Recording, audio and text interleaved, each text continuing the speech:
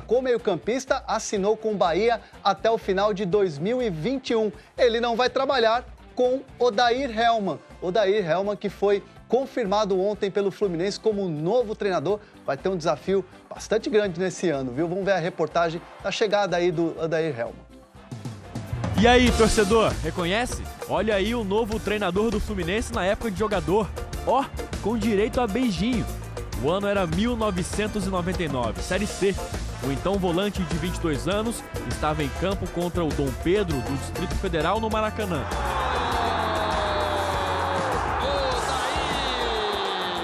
Foi uma vitória importante para classificar na primeira fase.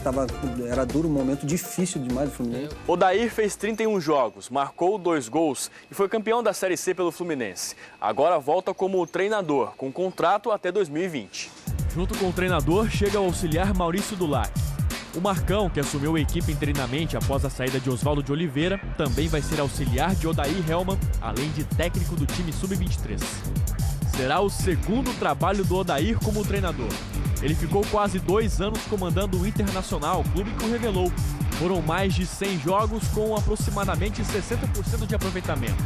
Tirou o Inter da Série B em 2017 e esse ano levou o time à final da Copa do Brasil e até às quartas de final da Libertadores. No Fluminense, o Odair terá a missão de reformular o elenco e, como 20 anos atrás, dar alegrias ao torcedor do Fluminense. O Fluminense já está olhando para 2020, está de técnico novo, Odair Hellmann, mas agora a gente vê a retrospectiva desse ano. «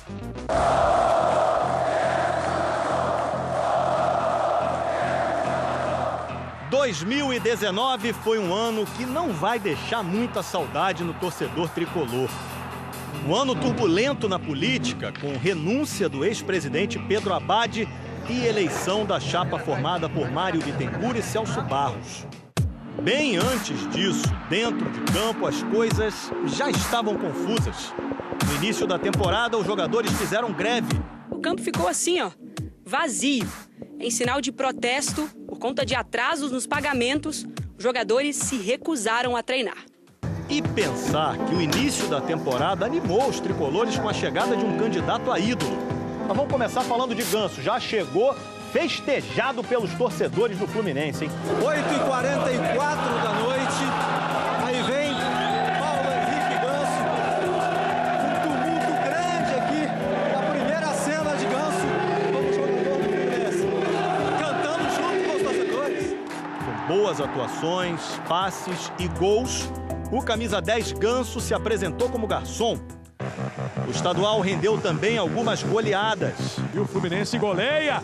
Chega aos 4-0, Escobar. O Fluminense acreditou no título, ainda mais depois de vencer o Flamengo na semifinal da Taça Guanabara. Sai o gol do Fluminense no fim do jogo. Luciano! Só que vieram as derrotas, as eliminações e o estadual acabou pro Flu. O Flamengo vai para a final do Campeonato Carioca em 2019.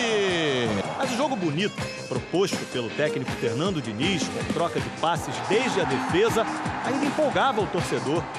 Virou marca e o Diniz foi, inclusive, eleito o melhor treinador do Carioca. O melhor técnico do Campeonato Carioca de 2019. No Brasileirão, o time conseguiu alguns bons resultados, como a vitória maluca contra o Grêmio em Porto Alegre logo na terceira rodada.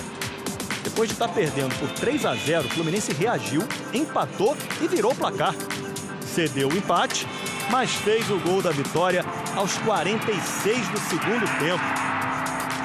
Um jogo que mais pareceu uma montanha russa. Num ano em que o tricolor sentiu falta dos gols do artilheiro Pedro, negociado com a Fiorentina, uma outra joia foi descoberta. João Pedro. Do predestinado João Pedro! Só que as vitórias começaram a ficar raras. Eliminações como essa para o Cruzeiro nas oitavas da Copa do Brasil. E rodada a rodada, Fluminense e zona de rebaixamento passaram a ter um relacionamento sério. A situação do tricolor bem preocupante nesse momento. Fluminense ainda perigosamente perto do buraco. Não demorou para a dança dos técnicos ditar o ritmo no clube.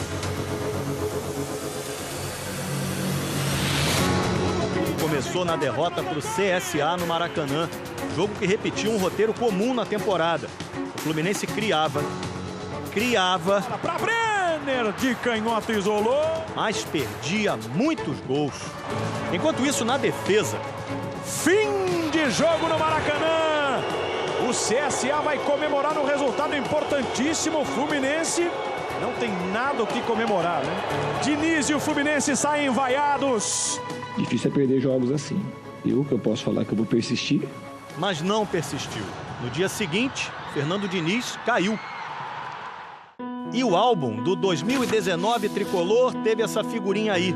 Figurinha repetida.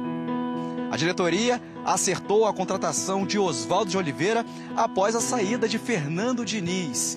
Pelo menos em uma enquete do Globoesporte.com, a torcida não aprovou. São 73% contra a contratação. Foi eliminado nas quartas da Sul-Americana.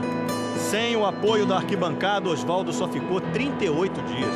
7 jogos, com apenas 2 vitórias e uma treta do tamanho do Maracanã. Ele xingou, hein? Bate boca, Ele bate xingou, boca hein? e o Oswaldo não afinou. Ele tá falando, Tá chamando de você vagabundo. é burro. Ele falou, você é burro para alguma coisa. Ih, rapaz. Você é vagabundo.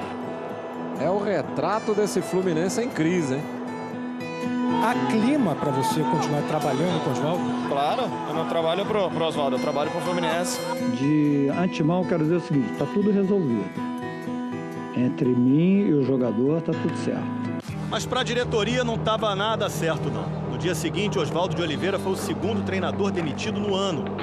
E caiu no colo do velho e conhecido Marcão a missão de tirar o Fluminense da zona de rebaixamento. Com o Marcão no comando, vieram resultados importantes. Uma vitória por 2-0 sobre o São Paulo no Morumbi. O Flu torceu contra o Cruzeiro, que acabaria rebaixado.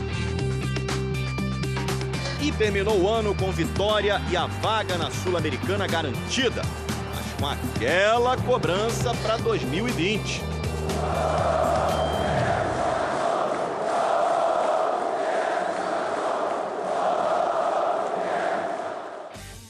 Ó, a próxima retrospectiva é no sábado. A gente vai relembrar o ano do Botafogo e amanhã tem um Globo Esporte especial acompanhando o embarque do Flamengo para o Mundial. Vou estar aqui no estúdio com Paulo Nunes. Até amanhã, gente. Tchau.